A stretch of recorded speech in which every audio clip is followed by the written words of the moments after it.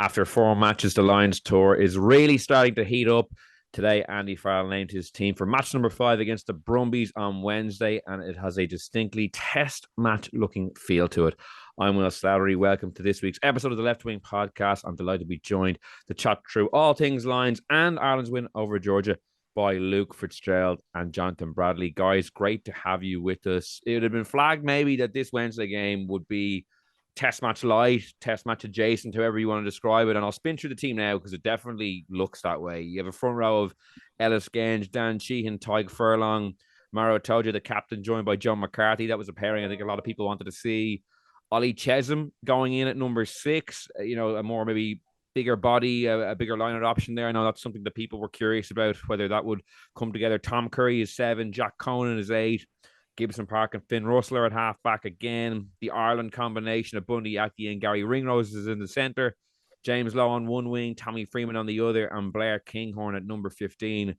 That's 8 Irish, 5 English, and 2 Scots in the starting team. And then you have replacements of Ronan Kelleher, Andrew Porter, Will Stewart, Josh van der Fleer, and Henry Pollock, Alex Mitchell, Marcus Smith, and Mac Hansen.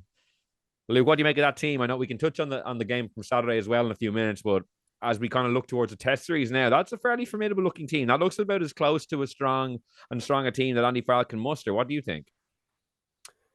Yeah, no, it is. I definitely say in the pack it is. I think the bench is a little bit unusual, maybe you could say. I'm not sure all those guys probably stay on the bench when it comes to a test match, possibly. I could be wrong on that one. Certainly very exciting, and dynamic.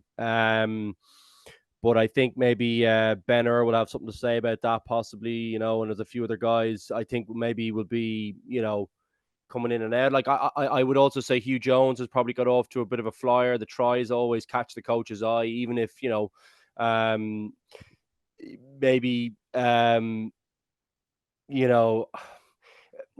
look, I think Gary Ringrose, I would have said maybe Hugh Jones was ahead of him, actually. I'm kind of tossing it back and forth in my own head here, as you can tell. I'm sure the coach is probably too. And I think that's pretty tight between Tuipulotu and Aki, even though I thought Aki played better in the big match, that match against Argentina. I think that is still a very close battle, and Tuipulotu has been brilliant for a long period of time. So, yeah, look, it's definitely, I think that the pack might be very close to what you'd expect maybe on for test match, but the backside side of the halfbacks, I think there's still a few questions to be asked there, so like Kinghorn, I didn't think Keenan had his best game on the weekend, but I still think that it's he'll have one more shot to catch the coach's eye. And I think most people would have had Kinghorn maybe ahead of him anyway, slightly before coming into this, but he's coming like he's coming in, only having played 2 games in top 14, albeit they won them. So I don't know. It's I still think there's lots of questions. Will, it's a strong looking starting pack though, definitely. It's funny, Luke. Like the last time, the statisticians say that the last time the Lions kind of went with this Wednesday team in the build-up as the first test team was actually back in 2009 when you played against the Sharks. 13 of that 15 players started the first test. Unfortunately, yourself and Shane Williams were the 2 wingers who didn't make the cut. They went with Ugo Monye and Tommy Bowe. You obviously made it back in for the second test. But do you have any memories of like conversations around that time? Like, was it mentioned that, oh, like this is a test match trial, or did it just kind of happen organically? I don't know what your memories are of that. No, nothing was mentioned. No, and I think it was kind of interesting. They were, like, I think the Welsh guys seem to have a very close bond. They obviously had a very close bond with their coaches, but I do remember specifically being out for dinner one evening. This is just a little anecdote, not really directly answering your question, but I'm just kind of saying we didn't know is directly answer your question, but I wonder if other people did, because I do remember someone sitting next to Lee Byrne on, I think it was the week of the test match, and the coaches obviously had their selection meeting. And I think it was, I can't remember which guy it was. It was an Irish guy sitting next to Lee Byrne, and he, or was it close to the test match? Maybe he was one of the test matches before, but basically, he looked into, Lee Byrne took out his phone. There was a message from Rob Howley saying, "You're in." So I wonder if some of the Irish guys are getting information ahead of time, Will, about this one. No, but that's only just a little anecdote from my time there. But it was a funny one, I do think you do get a sense of how things are probably going to pan out over time. I think as I said, I still have a few questions. I think that Aki and Ringrose, like, will he go with Tuipulotu and Jones? I mean, to be honest with you, Jones looks like he's on fire, doesn't he? And he's getting the tries. So I'm watching that space fairly closely, and I think it looks pretty close. But when I'm looking at it now, is that the 13? Maybe it is 13 again. Maybe it's the two centers are the only guys that maybe come out, because I do think it looks pretty strong. What's your sense of it? Do you think that looks like a? It's funny when you say the number 13. I'm kind of thinking, actually, when I look at that team, there's probably only two guys who I think might not get in. Yeah, it's interesting, Jonathan. Like, you're kind of, this seemed to have been murmurings from the get go. Like when I chatted to Rudd after the first game against the Western Force in Australia, and I mentioned, the Wednesday, the Saturday team, and Rudd was like, no, the Wednesday team that plays the Brumbies, everyone's saying it already. I don't know how this was going. All the journalists already knew it seemingly from the get go that this Wednesday team would feature a lot of guys. And you're looking through the team, and some of it looks, like Dan Sheehan at hooker, Ty Furlong at tight at prop, Genge, who got off to that flyer in Dublin and seemed to be probably the only guy or one of a few guys who came out of that game with credit. From the moment McCarthy played against the Western Force, I think everyone was waiting to see him paired with a Toje, who obviously banished any doubts about his place in the team with that great outing against the Reds. The back row, maybe a bit of flux. Conan's obviously the out and out 8 really in the squad, but 6 and 7, we haven't really seen a test match pairing there as yet, because 6 has been kind of up in the air until Cheslam got the nod. So there's a lot of different ways of looking at it. Like, how are you looking at this team sheet versus what we've kind of seen come before? Yeah, it's been interesting because, like, as you say, Rudd was so far ahead of this, and he was sort of the first person that I heard anyway talk about, this Wednesday team being the test team, when normally we would be far more used to it being the Saturday. And like, even like Ronan O'Gara on the Sky Sports coverage at the weekend was quite interesting, and putting forward his view that really it should be Saturday, because then you're into a test match week as you would be normally, even though you would be going 4 on the spin. But to me, the question marks are still the McCarthy-Itoje partnership. Does that work that in terms of the blend? They're obviously both fantastic players, and they are the two form locks, really. Like, Tadhg had a very, I suppose, what we would view as a very un-Tadhg-like performance at the weekend that maybe wouldn't have helped him, even though the being named in the positions that he's been named in probably haven't helped him either. But coming in, he would have been seen as the most likely to pair with Itoje. And then you guys had a good debate about the centre partnerships a few weeks ago, and I think that's still the case but I think we're now at the stage where it looks like it's going to go along national partnership lines. I think we saw at the weekend the benefit of Jones and Tuipulotu. We'll see the benefit this Wednesday of Aki and Ringrose, and the familiarity that brings. And I think it'll be one or the other. I think we'll either see the Scottish partnership or the Irish partnership, depending on how things go. The sort of dynamics of the Lions are so interesting because there's no room to breathe. Like, it's only last Wednesday we were talking about how well Aki had played in the second half, and then you get to Saturday, and really the only people that came out of that game with a decent amount of credit that we would have viewed as test match possibilities is the Scottish partnership. So it's fascinating to me to see how that shakes out. And then just the back row blend has been off all tour. I don't know necessarily that this is the answer. I think if we see changes from the Wednesday to 10 days for the first test, I think it's most likely to be in the back row.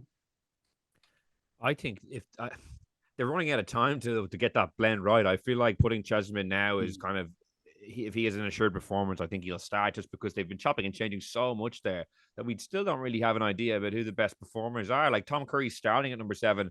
I think of the 3 options in that squad, he's been the third, in the matchday squad. Like, I think Pollock and Van der Fleer have both been playing better than him. And Jack Morgan got man of the match. Jack Morgan too. So I think last performance. So it's probably 4 out of 4, and he's starting at the weekend. Now his pedigree is significant. He's a very good player, and they obviously want to play him into a bit of form. Like, by starting him in this game, they obviously have an eye on that. Luke, just on the question, the rhythms of a Lions tour, like, how did you find, like, you're moving from city to city so much, and the matches are coming at such a quick pace? Like, did you have much time on the training pitch, or was it mostly just team runs, captain's runs, and then out for the next match? Like, At what stage, if any, did you really find you were able to bet in the coach's ideas, or was it just so much movement that it was hard to kind of get that rhythm on the training pitch?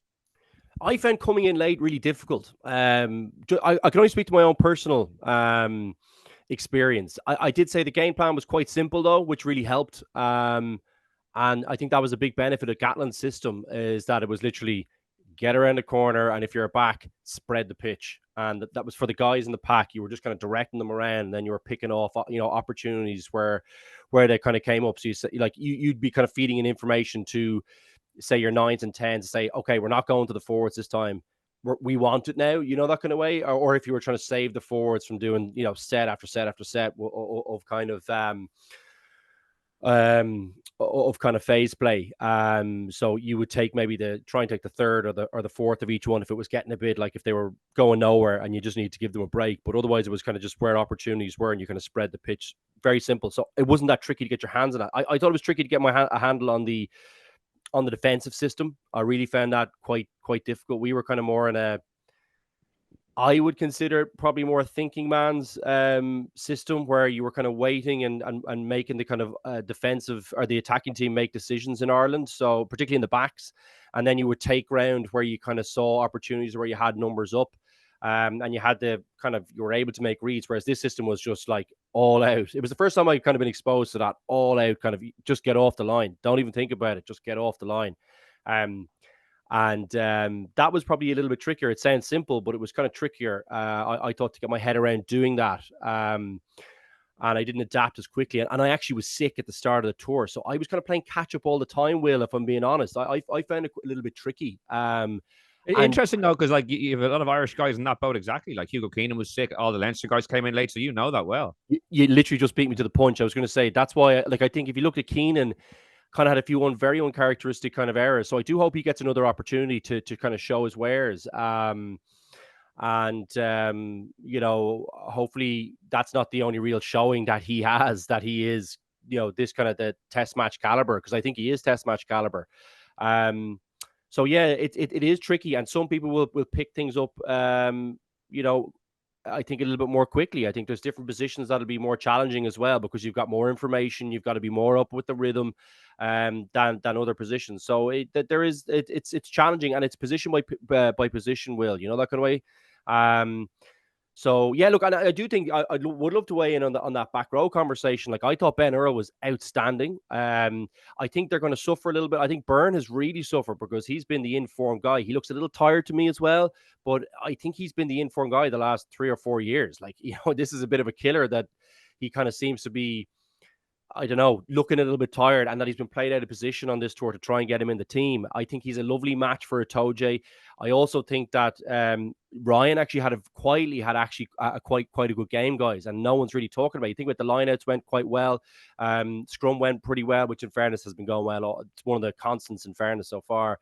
But his tackling was unbelievable on the weekend, guys. And I don't know. I just think he's a guy that I'd like to have in there, but I think Chesham seems to be ahead of him, and for whatever reason, McCarthy, who I didn't think finished the season unbelievably well, is still ahead of Ryan. I'm still of the view, Leinster and Ireland, they don't really win without Ryan playing well, or if he's in the team. And I think it's the same for this Lions team. I think he's a really nice balance for Itoje versus McCarthy. I think it's kind of getting the same thing out of the two of those guys. So I would have Byrne, and I would have Ryan in, partnered up with Itoje. And I do think the Lions are suffering a little bit without having Willis, or without having another number 8. Like, I think, look, if Conan goes fine and doesn't get injured, that's great. But I think they've put themselves in a position where, like, Earl is the only other option really at 8. I wouldn't put Pollock there. I just wouldn't. Now, I think Andy Farrell thinks differently to me, but the back row is a really, really interesting area, guys. And I feel like they've left the best player at home in Willis. And I do think that I agree with Will. I think they're going to play Curry into form, but he didn't look that fit to me against Argentina. And he hasn't looked unbelievably sharp since he's been on tour. So he needs a big game. I think he really needs a big game this weekend. Yeah, it's funny, Jonathan. Wednesday, sorry. It's funny, Jonathan. Like, to be fair, like, this was flagged when the squad was named. Like Andy Farrell picked a squad with one specialist number 8. Now Ben Earl might come on the show and say that's rubbish. I play there a fair bit, but at his club level, Tom Willis starts at number 8 and he plays number 8 sometimes, but he's more of a 7. And they didn't really pick a proper number 6, so they ended with like 1 8 and like 5 7s basically. And now it is lots of square pegs in the round holes. Like they're trying to get Chesham and put him at 6, very close to the Test series. They've tried out like Tom Curry at number 6. They've moved Ty Byrne to number 6. Like they've been trying to they should have. You'd much rather be in a situation where you had like 2 good 6s you could rotate. Can I ask you a question with a tie in with the point you're just about to make to Jonathan? Would you have brought Baird out considering how well he finished the season? And you saw how well he played on the weekend as well. Like, would you have brought Baird out, Jonathan, to fill that kind of 6 role? I would have brought A6, quite possibly Baird, out to replace Elliot Dilly. Because I think, and this isn't being smart after the fact, because we talked about this at the time, just as Will outlined there, like the breakdown of the back rows never looked balanced. It was all predicated on Tom Curry being able to play 6 and Jack Conan staying fit, because everybody else there that you had is probably a 7. Curry himself is probably a 7, but whenever they went out, it looked to me like he was the most likely to be the player that played at 6. Just like Luke said, I think Ty Byrne has actually really suffered on this tour for that very reason, because the lack of a 6 has meant that he has played 6 and is now a lock that I thought before the tour started would have really, really complemented Itoje very well. McCarthy has been in better form on this tour, which has led to what I think is, again, the possibility of creating imbalance in your second row, because you've got 2 fairly similar players. We've talked before on this podcast about our concerns that McCarthy will still give away silly penalties. We saw it in the Six Nations. So there's that element of it as well, whenever the stakes get a little bit higher. Itoje does that too, doesn't he, Brad? Yeah, like he has been given You know what I mean? he is known, I suppose, for being so on the edge that if you get a referee that doesn't care for it, then he can go that way as well, So, and think back to 2013, like the first 2 tests came down to kicks from penalties, and that wasn't a vintage Australia team either. We don't think this one is either, but the way that the Lions are playing, like this narrative, I think that this test series is going to be one-sided, is looking more and more far-fetched, because they need to get into a better rhythm. And I think part of what is costing them rhythm is just this lack of balance that they have. And I think the Elliot Daly injury, as unfortunate as it was an opportunity to redress that. And instead, Farrell, I think, has almost tried to fix another problem that has occurred on the tour of he doesn't appear to trust Marcus Smith to be a 10, which left him with 2 10s, which was a concern. So he brings out another 10. Now, you can argue till the guys come home, and everybody has, about whether that was the right 10. But I think that, to me, was an attempt to fix an issue created by the original selection of the squad. But to me, the more glaring issue with the original squad that has become magnified throughout the tour is that the back row isn't right.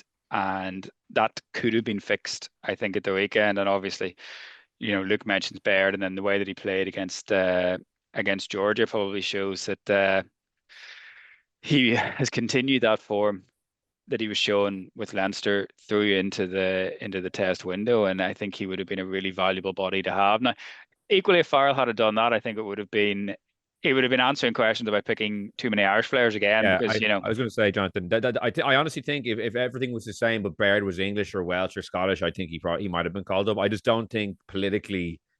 I feel like the backlash if he had like brought Ryan Baird in at this juncture, even though I think he is the form number 6 in Europe or the Northern Hemisphere or whatever the Lions countries at the moment. I just don't know if he could have done that for political reasons. Well, like he would have been viewed as Ireland's 5th choice back row. So that would have been the way it was painted, that he would bring out Ireland's 5th choice back row, in the same way that if he had brought out Jimmy Osborne, who fills the roles that Elliot, or the positions that Elliot Daly can, he has that same versatility. He would have been accused of bringing out Ireland's possibly 5th, 6th choice centre. So I think he was in an unenviable position, having already brought out Ireland's 2nd choice tight head as an injury replacement. Now, Andy Farrell will probably say that he doesn't care about any of that. And Well, that he picked his son, so he clearly doesn't mind ruffling feathers in that regard yes, too much. exactly. So I don't think there was a decision he could have made, as there is with all Lions. Or any decision you make is going to be accused of having some level of national bias in it. He's obviously gone with the accusation of familial bias, which is different. But I don't think there was an obvious decision to make with Elliot Daly going down. And I think it's worth remembering as well that Elliot Daly was a relatively contentious pick at the time. Like, I certainly didn't have him in my Lions panel whenever we were picking it beforehand, but he had such a great tour that you're now feeling that he's going to be missed. And that leadership, and the leadership is maybe something that there's a feeling is missing as well from that original from the original panel, because you would wonder But if sorry, sorry, I was just going to say, John, I think that's a great point. But like to my mind, Farrell should have been on the in the original selection anyway, despite form. Like I think he's put himself in a position now where it's even more contentious because, like, I would have said if he picked him at the start, you could easily see why he did that because you haven't got a really established like long-term captain in there. You didn't have a George to select. You didn't have any. You don't have these guys. So to like you have Itoja, who's just recently got the England job. You would have had Doris, who's kind of only just got that. You've got a few makeshift guys like Byrne is doing it with Munster now, but that's a new enough thing as well. Dan Sheehan has done it. Conan has done it, but none of these guys are that experienced at actually doing it at international level, really. Finn Russell, I suppose, but is he really like an out and out leader for you? He's a bit of a messer. He's a great character, but he has a bit of that going on with him as well. So I felt like it was a mistake not picking him anyway at the start, despite form. And you can always, it wouldn't have meant excluding, in my mind, it wouldn't have meant excluding Marcus Smith because you can see exactly where Marcus Smith fits in. He was always going to be on the bench for you. He was never, ever going to be starting for you because he's going to be the Swiss Army knife for you. Now, as it turns out, Daly probably would have taken on that role because he was playing so brilliantly well. But I don't know. I feel like that's the overarching point I'm trying to make here is I do think the selections have been a bit unusual and have caused him problems now, and he's kind of backed himself into places where, as you say, it's got more difficult to make those decisions. Not that he won't make them, but it's got more difficult. Like, not to relitigate the entire squad selection because like that was picked in May, but he picked 6 second rows as well. Like he picked Tyburn, Joe McCarthy, James Ryan, Scott Cummings, Maro Itoje, and Ollie Chesham, and some of them can play 6. Quote unquote. We've seen Tyburn put in there, but like this, the more I'm thinking about it now, like there's other areas of the squad, as you said, there was maybe a bit of leadership lacking, lack of out and out number 6, or lack of another number 8, various things like that. It's just like we have too many second rows in the store. Like you're kind of looking at James Ryan starting at the weekend. It's like, how is he even meant to get a chance to play his way in? Because there's so many guys, so many bodies there. Like the Chesham one, though, is where it's supposed to be now. It's just happened a bit later. Is that I feel like he was trying. I think it, to my mind, it feels like he was trying to actively find a place for Byrne. And that's why he ended up, just because he's been so brilliant for so long for whatever team he's picked in, whether it's Munster or Ireland. Like he nearly gets man of the match every time he steps on the pitch. And it felt like to me, he was thinking, I'm going to go with a big second row pairing here. And I think my sense was that he was going to find someone like a McCarthy. It feels like he wanted McCarthy to be in there.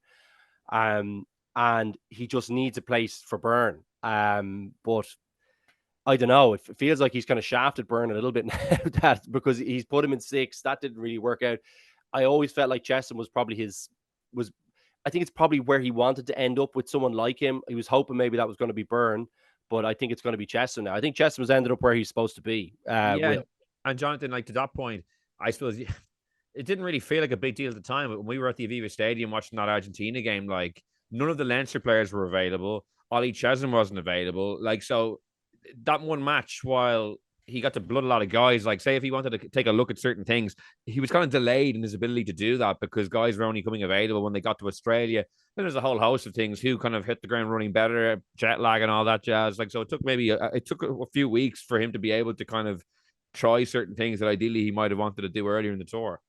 Yeah, and the tours are so condensed now, because it really does feel like the tests are just upon you so quickly now. And the fact that not that the first game was wasted, but the fact that you had such a large contingent from Leinster, sorry, as well as the Leicester players about, it just meant that you had a week, 2 weeks where it always felt like you were waiting for the other guys to arrive because you didn't have the full squad. And then the knock-on effect of that was that naturally other players who had been in from the start would have been more likely to hit the ground running. And it just sort of muddied the waters in terms of selection whenever we see that probably Farrell's original plan, as we can base the team for Wednesday off, which we think is the test team, was to have so many of that Leinster contingent in his test team. And I would argue probably actually more originally, because I think originally he would have had Hugo Keenan ahead of Kinghorn. I just think it hasn't worked out that way in terms of form and the fact that Kinghorn's probably looking a bit sharper, having had that top 14 playoff run as well. But yeah, you're looking at the team for Wednesday. 10 of the players weren't available for that first game. And so not only were they not available for the first game, but they missed 2 weeks of training. So they missed the week in Portugal and they missed a week so they were there in Dublin. They were maybe doing some very light work, but they weren't like fully I don't think bedded in at that stage. So the first 2 weeks of the tour, like 2/3 of the quote unquote like shallow test team weren't even available to be kind of doing anything meaningful. Yeah, but to go back to like the thing, on our tour in 2009, I think there was 6 guys who were unavailable. Possible, I think it was 6. I'm going to say it was because it was the guys who played the Heineken Cup final. So there was 4 in Leinster, I think, maybe 5 actually. Tom Croft as well. Yeah, he would have been no, but Tom Croft, and I think was who else came out? There was one other Leicester guy came out. It was Harry Ellis. Yeah. And so he's 7. So that's a very different picture, isn't it? When you think about it, I hadn't actually considered that angle. Yeah, doesn't help. Yeah, and the thing from that Argentina game that has really become, I suppose, the theme of the tour is the errors. And we were thinking whenever we were watching that Argentina game of like, geez, this looks like an Andy Farrell team, just one that hasn't gelled yet. The attacking shape was there, the attacking intent and ambition was all there. But the most surprising thing to me throughout the past 2 or 3 weeks is that they're still making the same mistakes that they were making in that Argentina game.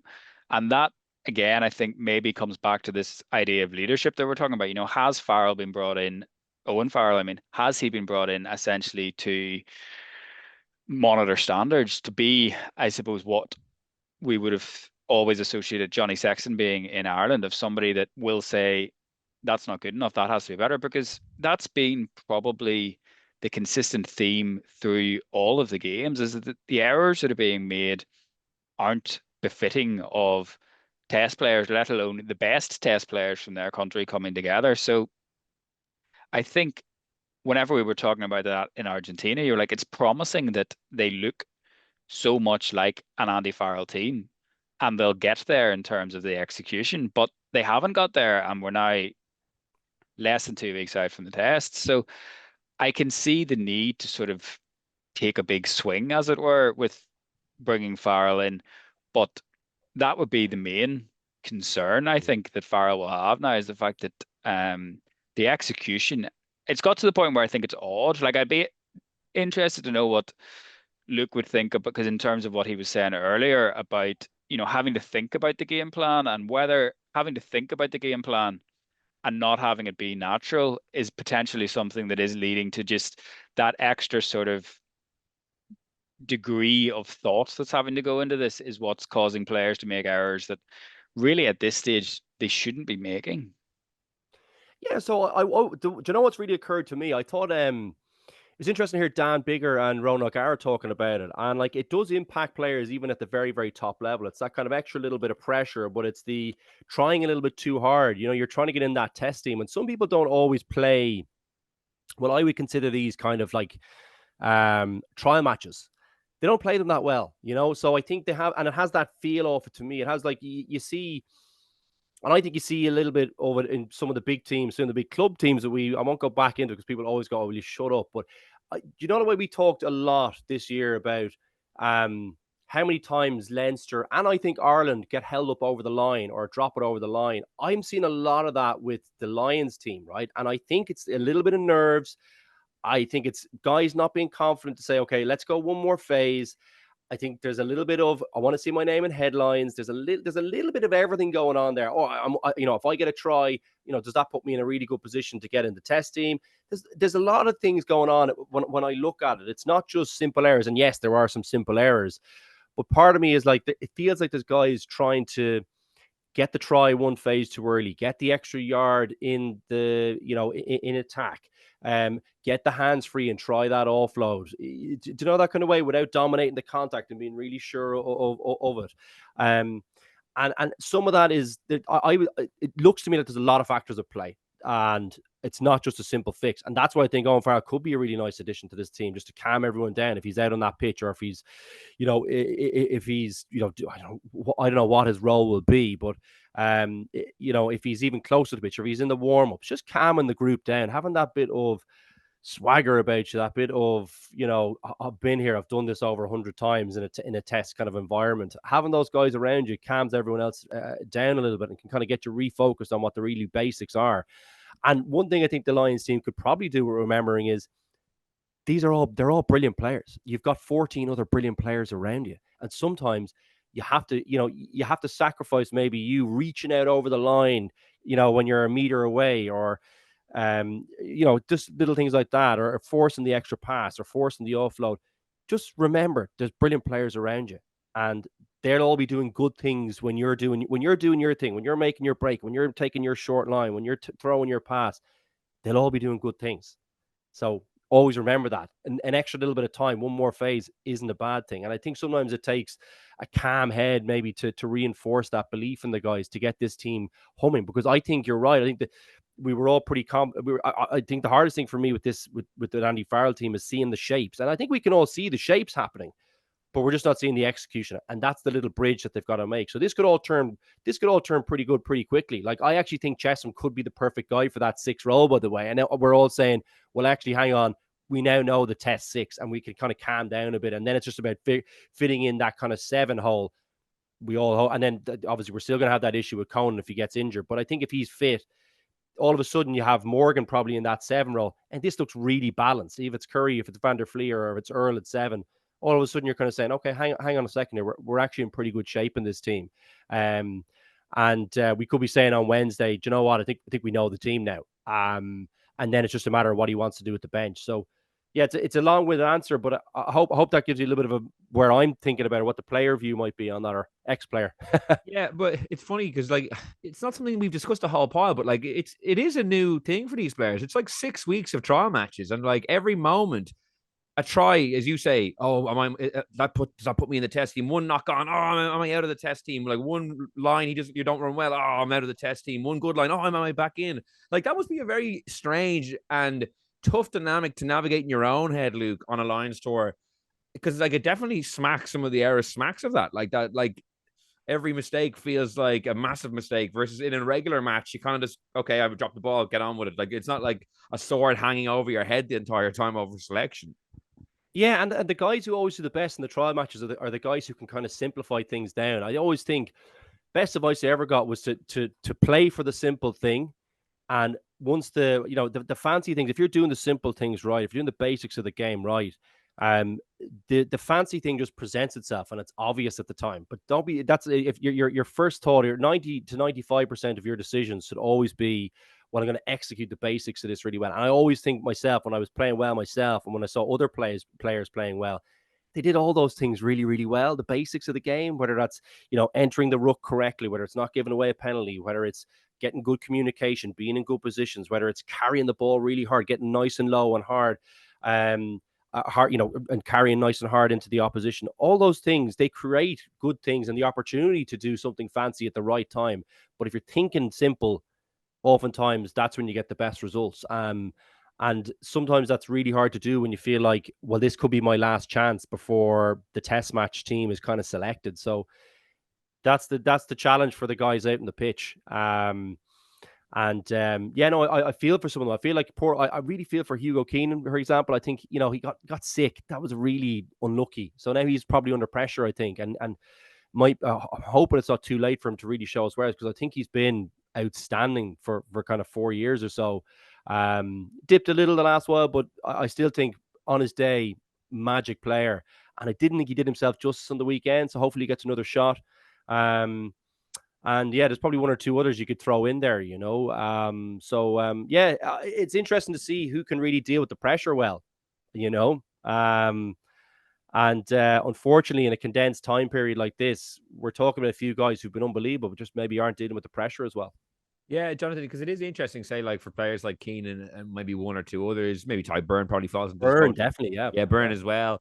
Like, so you have this selection, which we're talking up as if it's a test match selection. And then there's one more match on Saturday against a New Zealand Australia kind of team that has some really good players in it. So it's actually going to be a really good hit out for the guys in sort of a last chance saloon way. Like, as in, if Ty Byrne plays in that game and plays really well, I fully expect him to feature in the Test 23 at the very least, if not the Test team. So I don't think it's completely closed, open and shut case necessarily, because I think this match on Saturday should be a good enough standard against good enough players that if a few guys have off nights on Wednesday, there's still a door open for some guys to work their way back in. What do you think?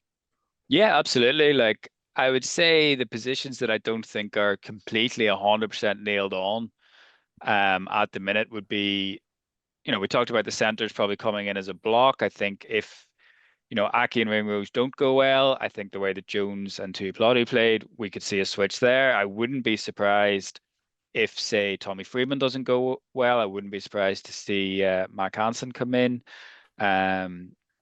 Porter and Genge, it doesn't really concern me who starts and who's on the bench because I think you're going to get brilliance either way. So I don't think that's a contentious issue, really. But then again, the back row, like what's Jack Morgan thinking?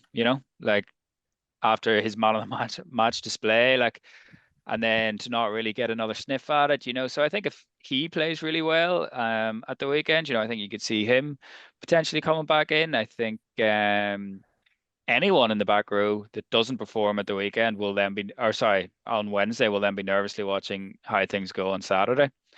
And yeah, like we said, like it wouldn't surprise me again if like just something looks a little bit too similar between the McCarthy and Itoje pairing, and then you end up making a switch there as well. So like it's very much still a live selection, I think. Yeah, there's lots of intrigue, and obviously in parallel to this, Luke, is Australia's preparations. Like they played Fiji at the weekend, they didn't look convincing, they barely won.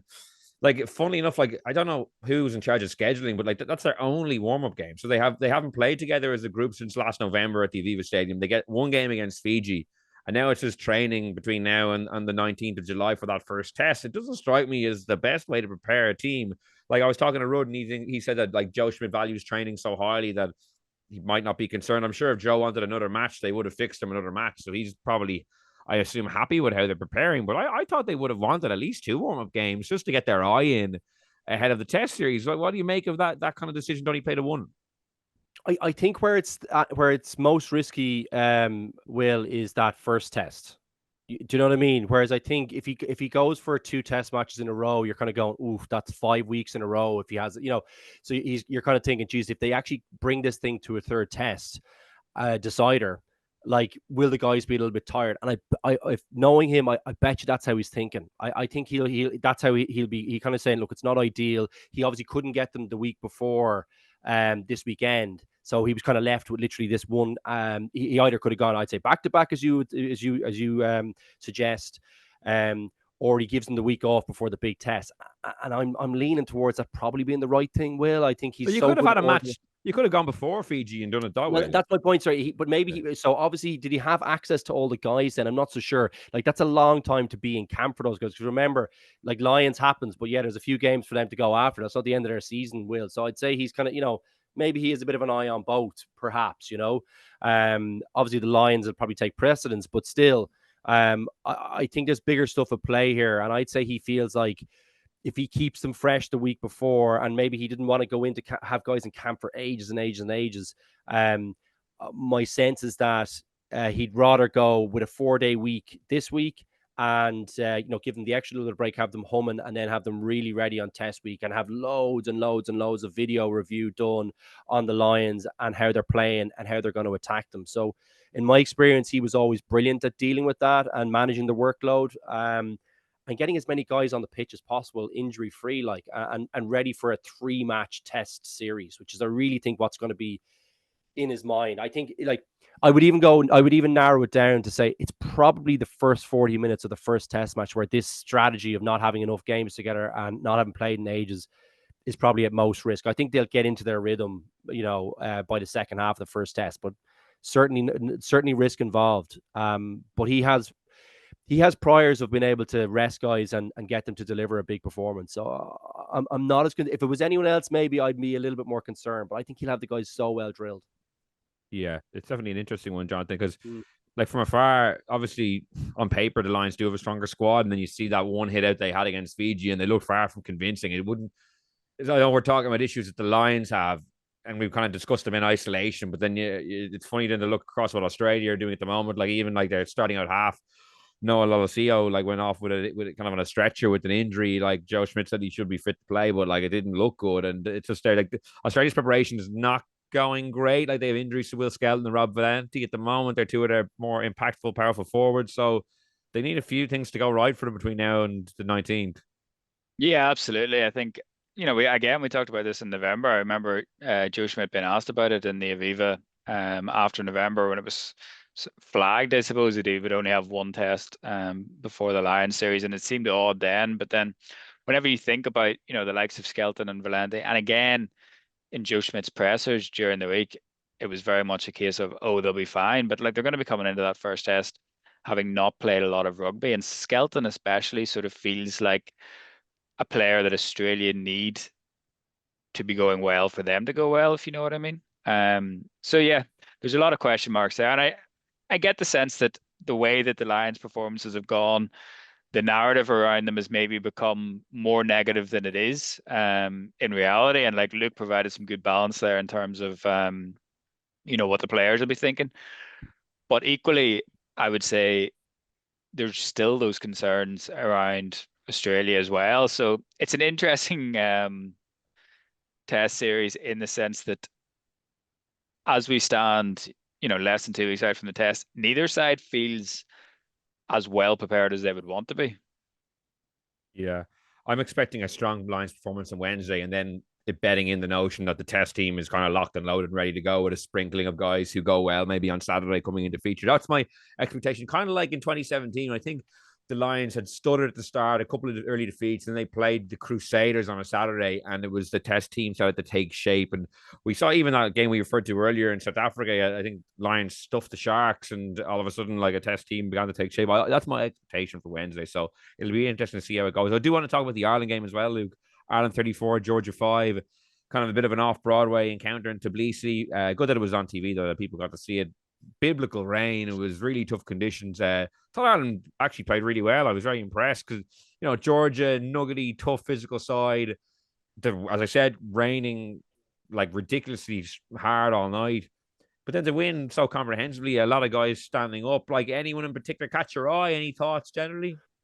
Oh, we mentioned him already. I thought Baird was pretty good. I thought that Prendergast kicked the ball well. I thought he was good. Like, kind of pinned Georgia back. I thought he did a decent job of that. And like, I think that's kind of important against teams like that you don't get too caught up in trying to play too much rugby. You know what I mean? Like, I not to be too disparaging anyway. It's kind of hard not to be with what I'm about to say. But I think sometimes pinning a team like a decent team back, like, they're okay. They'll kind of make errors for you, and they'll present opportunities if you can get the territorial battle right. So I thought that was good, and it was kind of mature. Tommy O'Brien was decent. Scrum was a little, you kind of expect them to have a few challenges there. That was maybe a little bit disappointing, but yeah, do you know what? Sorry, I'm kind of heading off. This is a jumble of thoughts from the match. Disappointed to see Stockdale go off. I hope that's not too serious. I mean, I really deserves a bit of luck, that guy. But yeah, no, overall good. I mean, I thought they did kind of open up a window. They started off the game really well, which was really pleasing. Gave a little bit of a window at the end of the first half, and I was kind of thinking, I wish they'd close that off a little bit better. Maybe I'm being really picky. That's very. They had the ball. They had the ball in the Georgia 22 with the clock in the red, and contrived to somehow concede a try at the other end of the pitch after conceding 3 penalties in a row. Yeah. That was just like as maddening a 5 minutes. And considering the game was ended up being a complete blowout, I was like, for some reason, but it could have been a bit hairy there, Will. That stuck with me, like, yeah. Yeah. But look, there was a young enough team out. What was pleasing was the way they kind of reacted off the back of that and kind of closed the game off. I thought that was pleasing, and like I think Coombs was very good. Like the look of him, I thought he was excellent. So yeah, like lots of guys who you're kind of hoping were going to put their hand up and say, well, actually, hang on a second here. I haven't felt the love, but I'm playing well, and I'm a really really top player. I thought a lot of those guys could have put their hand up, So I was really pleased. Osborne was good too. So yeah, very very pleasing, Will, and good to see the young guys doing well. Because actually, when you looked at it on paper, I don't know about you guys, I don't know about you, Jonathan, but I actually think it looks like a really good team. Do you think that? I thought it looked like a really interesting team, and I think it probably speaks to the depth of Irish rugby at the minute that you can see some of those combinations, like especially in the front row. Like that front row would have been considered at best Ireland's fourth choice front row at the start of last season. So for them to be going up against Georgia, who maybe aren't the scrummagers that they once were, but are still a really, really tough outfit at the set piece. They had their struggles there early on, but I thought probably the most interesting part of the game was how they stuck with it and got to grips with it. And I think that'll really stand to players that we could be seeing a lot more of in the coming years. Obviously, Cian Healy has retired now, so we imagine Jack Boyle is going to take that Lucette spot behind Andrew Porter. We've seen, Dan Sheehan's just back from a relatively long-term injury, so the likes of, Gus McCarthy could still get his chances. Rob Herring's probably at the other end of his career now. Even the same with, the tight heads. As good as the Ireland tight heads are, they're both have less rugby ahead of them than behind them. So that was where you wanted to see, I suppose, the biggest areas of potential, really, because they're the players that I think are going to be relied upon the most in the coming years when all the Lions are back. And I was encouraged by how they stuck to task. I was encouraged by how they stood up to the challenge after a couple of hairy moments early on. I think that was probably the most interesting thing about the game to me. And then, as Luke said, some players that have probably been chomping at the bit to get that chance because of the depth that Ireland have. The likes of Gavin Coombs playing well, Nick Timoney playing well. I think that the back row especially, it's a terrible time to be an Irish back rower of that level of ability, really, because we have seen Andy Farrell just use really the same four guys consistently for the last couple of years because those four guys have played so well. So to see the likes of, those guys playing well, Ryan Baird probably being the pick of the bunch whenever we know that there is a vacancy in the 6 jersey coming up with Peter O'Mahony's retirement. That was a huge thing. And like Luke touched on it there, but just like devastating for Jacob Stockdale, like to have this chance to come back in, to be in the test team, and especially coming off the back of how well he was playing for Ulster at the end of last season. Like he was Ulster's Writers Player of the Year anyway. I don't think he got the main one, but he was the Writers Player of the Year for how well he played last year. He really looked like he was primed to have a big tour, even though it was very much, I suppose, of secondary interest to most people. But to go off injured with what seems to be a relatively serious injury. We've seen a specialist this week on that shoulder injury off the back of getting the hamstring injury that kept him out for a couple of months in November, which then in turn really cost him any chance of involvement in the Six Nations. And going back to the Samoa game before the World Cup, like he got a hamstring injury and that caused him to miss the start of the next season. Like to go off injured in 3 consecutive caps over the space of 2 years, like that's incredibly, incredibly unfortunate. Like, sure is. I think like I just hope he uses it as a good opportunity to shore up the lower body. So you're hoping best case scenario it's kind of 3-4 months. If it's not, say if it's what we suspect it is, maybe it's 3 or 4 month injury. And he gets back in unbelievable shape and has a big impact for Ulster this year. He's so important for them. I think this is an important year for Ulster to steady the ship a little bit. I think it was great. Timoney, I'm glad you mentioned Timoney. I was annoyed I didn't actually mention him. He was excellent. He was really, really great. He was involved in lots of the good stuff, wasn't he? That Ireland were a part of. So he was great. And I would say, actually, do you know what I really like? Casey looked good. was wondering about the captaincy and all that. Would that weigh on him a little bit? But no, he looked good. He was zippy. He was good service. I thought he ran the game pretty well. So that was really pleasing as well. So yeah, bar the Stockdale thing, I think lots of really kind of good stories. The one thing I would ask you, Jonathan, because I think it's kind of pertinent, just given where you're from. But the Izuchuku, I would probably have loved to have seen him at 6. I think it's unfortunate that he's kind of clashing now with Baird. And it looks like it's going to be tricky to get, like, because I think he's a better second row than probably Baird is. Now, maybe I'm being harsh. Someone else is going to tell me that's probably wrong. But just to my eye, Izuchuku looks like kind of a heavier kind of man, but he's brilliant at 6. Like, great athlete. I think that I would love to see him get a good shot. Those two kind of duke it out. Yeah, it's going to be really interesting to see where he ends up playing more next season for Ulster. I think he's really, really improved his line-out work. He's really, really improved his defensive line-out work, which would have, I think, been counting against them previously for selection. Just that set piece work at second row. He's really, really got a lot better at that, which gives him the option of playing him at lock or playing him at 6. And it's just going to be, it's almost would remind me of, whenever Ian Henderson came into the team, the Ulster team, that is. And, initially there was that debate of whether he's going to be a second row, whether he's going to be a 6. Do you get the most out of his dynamism if you play him at lock whenever it's taking more out of his legs in the scrum? And I just think he's such a uniquely athletic player, certainly in terms of the Ulster team, that you want to make the most of that dynamism. And that's where you're going to see him. Probably you're going to see more of that at 6. So you would want to see him, I think, play more 6, but with that capability at the set piece, in terms of especially how much of a nuisance he's become on opposition line-out ball. So it's definitely going to be something to watch out for. Next year at Ulster, where else, like the team, there isn't depth in a huge amount of places with Ulster, but the back row would be one with Augustus coming in, Timoney there. McNabney has obviously got the bad injury, which is a bit of a sickener because he looked primed for a good year and probably would have been at 6. And then maybe you look at Izuchuku as a second row to get both those guys in the team. So it would have been interesting to see how that shakes out. We obviously won't know until McNabney gets back from the ACL injury. But yeah, it's definitely something I think to watch out for at Ulster next year. It's funny, we're in a situation where we've spent a good chunk of this show talking about the lack of number 6 options on the Lions tour.